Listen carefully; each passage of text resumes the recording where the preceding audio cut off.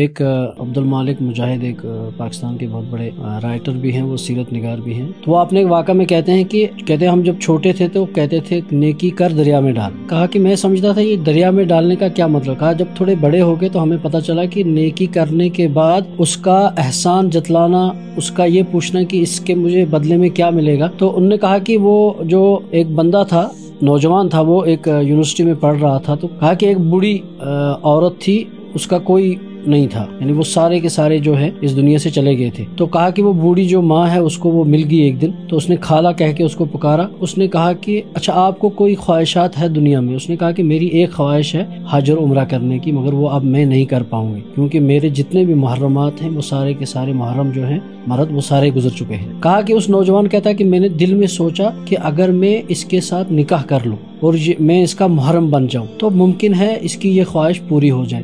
کہا کہ اس بوڑھی عورت کو اس نے یہ ادری سے وہ کیا تو اس نے قبول کر لیا اور اس نے حج بھی کرایا، اس کو عمرہ بھی کرایا. اور کہا کہ جب وہ وہاں سے اس علاقے سے فراغت کرنے کے بعد اپنے علاقے میں جانے لگا تو اس نے کہا کہ اچھا اب میں آپ کو طلاق دیتا ہوں. تو اس نے کہا کہ میں آپ سے کوئی چیز نہیں مانگتی ہوں، آپ مجھے کیوں طلاق دیتے ہو؟ آپ نے نکاح میں رکھ لو اور دوسری شادی کر لو. تو اس نے کہا چلو ٹھیک ہے. کہا کہ خاص کچھ عرصہ گزرا اور اس کا خیال آیا کہ میں اس عورت کی، اس جو میری بیوی ہے اس کی میں خبر گیری کے لیے جاؤں. کہتے ہیں جب وہاں وہ پہنچا تو وہ مر چکی تھی. لوگوں نے کہا کہ یہ تو بڑھیا جو ہے وہ مر گئی ہے، تو یہ آپ کی بیوی تھی، تو اب یہ دروازہ جو ہے اس کی چابی وغیرہ ہمارے پاس رکھی ہے، تو آپ دیکھو کھول کے. کہا کہ اس نے ایک بیگ اٹھایا، اس میں کچھ کاغذات دیکھے، اس میں دیکھا کہ لکھی تھی کہ ایک زمین جدہ میں ہے اور اس نے لکھا ہے کہ اس کے سارے کاغذات جو ہیں اس کے بنا کے وہ اس نے اپنے خاوند اسی لڑکے کے نام کر دیے. کہا کہ جب اس نے وہ قرضہ لایا پھر جدہ پہنچا، کہا کہ 3 ملین ریال کی زمین اس نے بیچ دی. اور پھر اس نے اپنے والد کو کہا کہ والد سے کہا کہ آپ نصیحت کرتے ہیں کہ لوگوں کی